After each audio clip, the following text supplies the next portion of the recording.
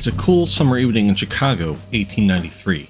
The streets are alive with excitement, filled with visitors from around the world, here to marvel at the wonders of the World's Fair.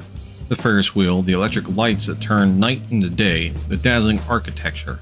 But behind the Ferris glow, just a few blocks away, there's another attraction, a place you won't find on any tourist map. It's not a hotel in the usual sense, though it looks like one. It's a house of horrors, crafted by a man with a charming smile, soft words, and a mind bent on murder.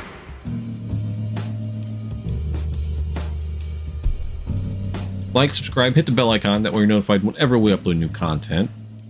If you want to support the channel, there is a merch bar down below. You can buy some really dope merch. You, a young woman from out of town, step off the train after a long journey, exhausted.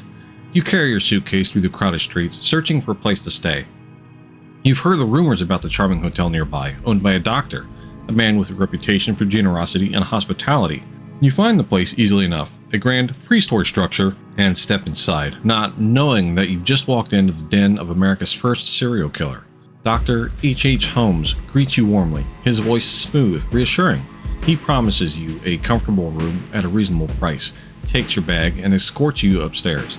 But what you don't know is that your room has no windows, the walls are thick, and there seems to be no means of escape. You settle in for the night, but soon you feel something off. The air grows thick. Too thick. You struggle to breathe. The last thing you'll ever hear is the faint sound of the hiss of gas creeping through the walls. Before he became the architect of death, H.H. Holmes was just Herman Webster Mudgett. Born on May 16, 1861, in Gilmanton, New Hampshire, he came from a well-off but strict Methodist family. His father was a farmer and his mother a deeply religious woman. From a young age, Herman stood out, but not in the ways that endeared him to others. He was a quiet child, some would say eerily quiet. The townsfolk whispered about a strange fascination with death, particularly after they noticed a chilling habit of dissecting animals. While others played, Herman studied the anatomy of the dead creatures, a grim foreshadowing of what would come later. In many ways, Herman was the classic profile of what we would now recognize as a sociopath, intelligent, manipulative, and utterly devoid of empathy. But there was something else at play, a sharp mind. Herman excelled in school, and by 1882 he had enrolled in the University of Michigan's Department of Medicine and Surgery. It was there, in the dissection rooms, that he found the place where his morbid fascinations would come to be channeled into something useful, even profitable. Medical school gave him the access to cadavers, and with it, the opportunity to commit fraud. Holmes would steal the bodies, disfigure them, and then take out the life insurance policies in their names. His knowledge of anatomy, combined with his unshakable competence, allowed him to exploit loopholes in the system. By the time he graduated, Herman Webster Mudgett had fully transformed into the man we know as H.H. Holmes, a man with no fear of breaking the law, so long as it brought him wealth or fed his growing obsession with death. In 1886, Holmes arrived in Chicago, a city on the rise, teeming with opportunity, perfect for a man looking to disappear into the crowd and reinvent himself. He started small, opening a pharmacy in the Englewood neighborhood under his new alias H.H. Holmes. But his ambitions were far greater than running a simple business. Within the years, he had purchased a lot across from the pharmacy and set to work on that building, and that would become the most infamous structure in American history. From the outside, the building looked like an ordinary hotel, 3 stories high with shops on the ground floor and rooms above. But it was far from ordinary. Holmes, ever the meticulous planner, designed the building himself, making sure to fire and hire new construction crews frequently. No one would know the true layout of the structure except for Holmes. The murder castle, as it came to be known, was a labyrinth of death. There were over 100 rooms, but few of them were designed for comfort. Some rooms had no windows, and others were equipped with iron-lined walls to keep sound from escaping. There were staircases that led to nowhere, doors that opened to brick walls, and trap doors into floors that dropped unsuspecting victims into the basement below. The basement was the darkest part of the castle. Here, Holmes constructed a full-scale body disposal system. There were vats filled with acid, quicklime pits to dissolve bodies, and even surgical tables where he could dissect his victims. Many of the bodies were stripped of flesh, their bones sold to medical schools for a tidy profit. Holmes turned murder into a business, and his castle was a factory. In 1893, Chicago hosted the World's Fair, an event meant to showcase the city's progress and innovation. It attracted millions of visitors from across the country, and for Holmes, this was a golden opportunity. His castle was located just a few miles from the fairgrounds, and it became a prime location for visitors looking for a cheap place to stay. Holmes, with his charm and good looks, easily lured in his victims. Many of them were young women, traveling alone, looking for work or adventure in the big city. Once they entered the castle, they were never seen again. Take Emmeline Sigrand, for instance, a secretary Holmes hired to work at his office. She was young, hopeful, and completely unaware of the danger she was in. One day, Emmeline simply disappeared. It's believed that Holmes gassed her in one of her airtight chambers. Her body was never found. Then, there were the Williams sisters, Minnie and Nanny.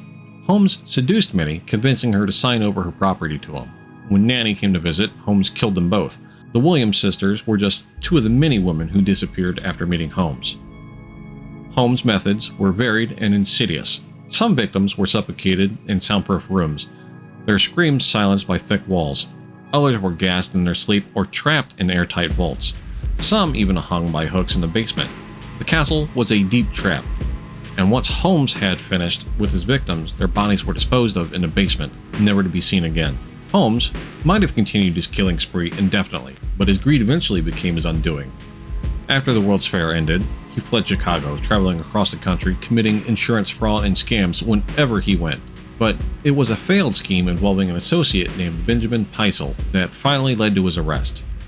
Holmes' plan was to stage Peisel's death, collecting the insurance money and split the profits. But instead, Holmes killed Peisel for real and took off with the money. Worse still, he murdered 3 of Peisel's children to cover his tracks. The authorities finally caught up with Holmes in Boston in November of 1894. In the months that followed, Holmes stood trial for the murder of Benjamin Peisel. It was during this time that the full extent of his crimes began to surface. Newspapers called him the Beast of Chicago, as details of the murder castle became public. Holmes eventually confessed to 27 murders, though the real number is believed to be much higher. On May 7, 1896, he was hanged at Moyamensing Prison in Philadelphia. Even in death, Holmes remained an enigma. He showed no remorse and reportedly smiled as he walked to the gallows. I believe he was also buried under a paddock of concrete, like encased in concrete. I believe is what happened. Don't quote me on that. If I'm misremembering that, I apologize, but I believe he was also encased in concrete. Today, the murder castle is gone, demolished in 1938, but the legend of H.H. Holmes lives on. He was more than just a killer. He was a symbol of the darkest side of human nature, a man who used charm and intellect and cruelty to prey on the innocent. And while much of his story has been lost to time, one fact remains. H.H. Holmes was America's first true serial killer, and his legacy still haunts us to this day. So, what do you guys think of H.H. Holmes? I mentioned in a previous episode, the Jack the Ripper episode, that there's a weird connection between the two. They operated right about the same time. It's hypothesized that Holmes was in Britain during the Ripper murders. I cannot confirm nor deny that. It's just a theory. Much like everything, it's all speculative. But, you know, Holmes has...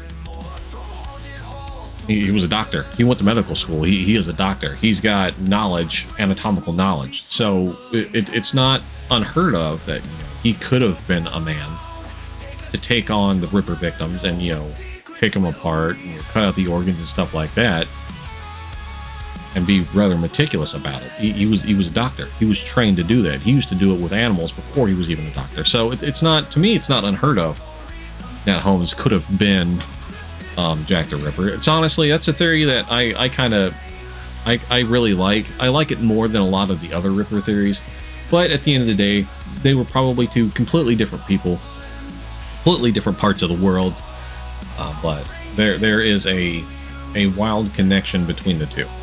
Anyways, guys, I'm gonna get out of here. I hope you guys have a good day, and remember, like, subscribe, hit the bell icon, that way you're notified whenever we upload new content. If you want to support the channel, there is a merch bar down below. You can buy some really dope merch. You can also hit me up on PayPal. There's a PayPal link up above. Anything gained through PayPal goes back into the channel to keep all of this running. And I will see you guys next time.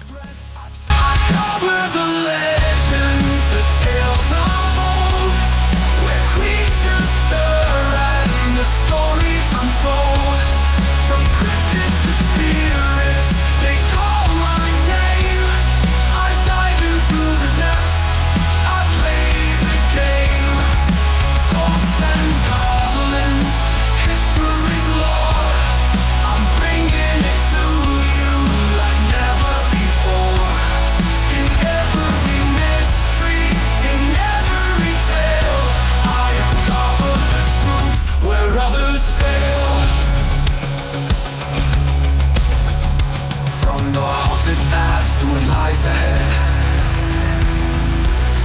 Where folklore's alive, not just for the dead. I take you deeper than you've ever gone. From